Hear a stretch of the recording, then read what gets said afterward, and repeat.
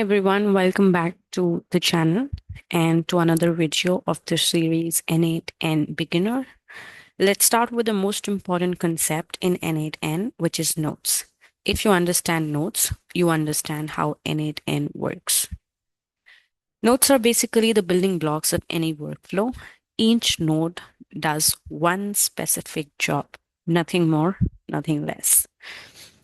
Now, think of it like this. Point to entry point. This is where your workflow starts. It's like a trigger. Then function. This is where the actual work happens, like processing data, calling APIs, transforming information. And the exit point. This is where your workflow ends, either giving you output or sending data somewhere. So one node is always one action. So instead of writing long code, you're just connecting nodes, each doing a small task. So this is what the canvas looks like. On the right hand side, you can see there is a plus icon.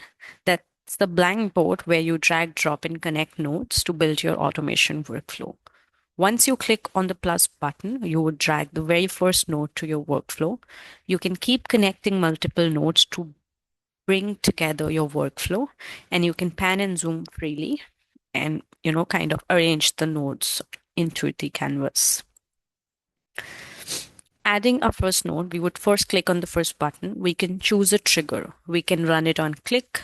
We can run it via chat. We can run it on schedule. We can run it via webhook. We can run it via form submit, or we can run it manually. So there are multiple ways that you can choose a trigger.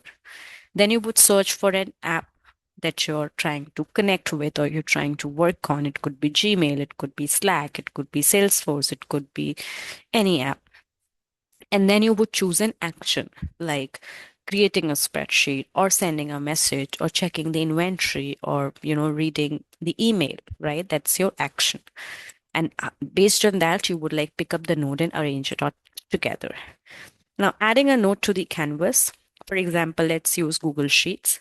Now, once you select it from the node picker, you will see all the available actions over here. So you can choose the triggers or you can choose the actions like adding a row in the sheet, updating a row in the sheet, getting rows from the sheet, deleting or creating the spreadsheet. So that's how you can choose between multiple actions related to that particular application. Now, node actions could be either primary or the additional one. So once you click on it, you can also see other options like opening the node, executing the node, renaming the node, pinning it, copying it, duplicating it, right? So those are some of the actions that you get with every node. Now, in terms of parameters and settings, we will have a lot of visual settings as well as execution settings, which we would see shortly in the live demo. Now, there is also credentials related to the node. For example, if you're connecting to Gmail, you would have a Gmail credential. If you're connecting it with Salesforce, you would have a Salesforce credentials. So credentials are your saved login details for external services, whether you're calling an API or authorization token or account passwords. They are saved once at the instance level, meaning you set them up one time and you can reuse them across multiple workflows and nodes. So suppose if I have created a Gmail credentials, I can use it into multiple workflows within the same instance though.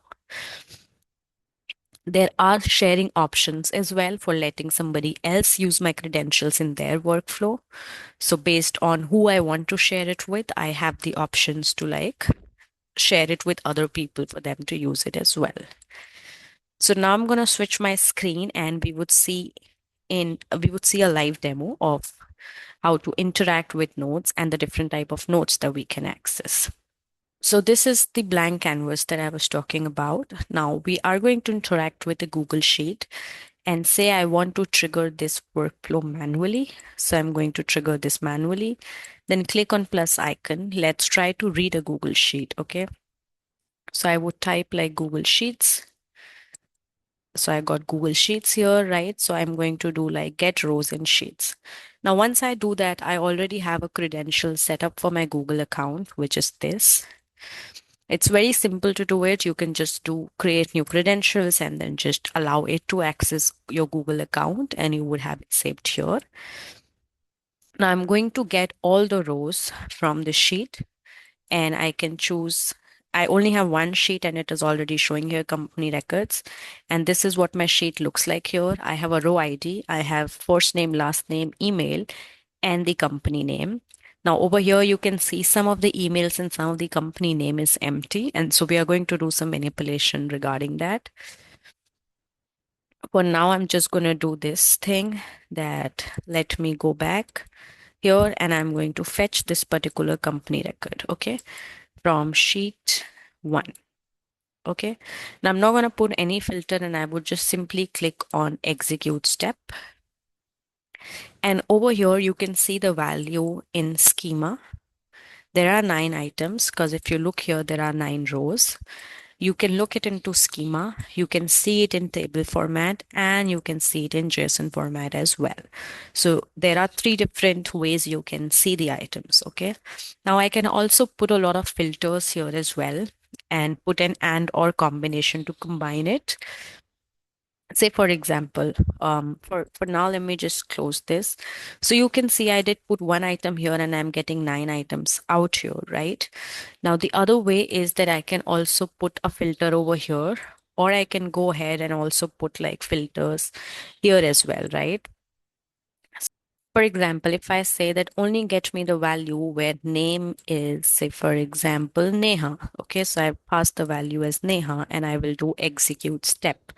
Now there is only one item that I'm going to get out of it. So true branch is one item and false branch is 8 items, right? Now I can also add a condition and I can make it as an or, and I say where first name is Neha or say last name is Michelle. Okay, so I'll do Michelle. So now I should get 2 items out because there is an or. So either both of the statements are true, I have to get that item out. So now my true branch has 2 items, right? And if I close this, you can see here in true, I get like 2 items out, and in false, I get like 7 items out, right? So this is one other way of, kind of branching it. Now, when I go to these 2 items, the other thing also I can do here is, say, for example, the true items, I put another if, and I say that only get me the values. Email should have, say it's not empty. Okay. So I'd say email is not empty. Okay, so this is a condition that I've put that the email should not be empty. No, so for example, Michelle, let me now the 2 items it's going to get is Neha and Michelle is over here. Out of these two, Neha has email empty, right? So it's not going to like go past this if. So let me execute this step. Okay, so it says that I'm trying to compare a string with a boolean, so it's not working. So I would say string is not empty, okay, and execute the step. Now, once I do that, Michelle, since it has email, it's coming out, but since this particular Neha does not have an email, it's not coming out. So now here you can see 1 item and 1 item. Now, if I say, and I can also like mark it, like this is me zooming in and zooming out as well. Now, one other thing that I can do is that I want to also make sure that once I have done this thing, if the email address is not valid, then I want to actually stop and error this particular thing. And I say email address is required. Okay. And I close this thing. So this is me stopping in case the email address is not valid. Now, if I click onto any node, there is also settings that I can do. For example, making sure that it's always output the data, and this settings pertain to each node, executing it only once and not for all the items that it has, retrying on failure, what to do on error, whether to continue, like bypass that error or halt the execution. Okay. And then notes. For example, if I give here notes, this is a demo note.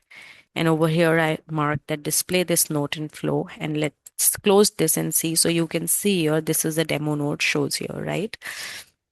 And if you click here, you can also edit this particular thing because this says if email is valid. So if you close this thing, now this particular thing is also changed. It is always advisable that you change the default name to something more meaningful so that anybody who has not made this code but is looking at your code for debugging or for executing them, it's easier for them to navigate and understand what is going into your flow.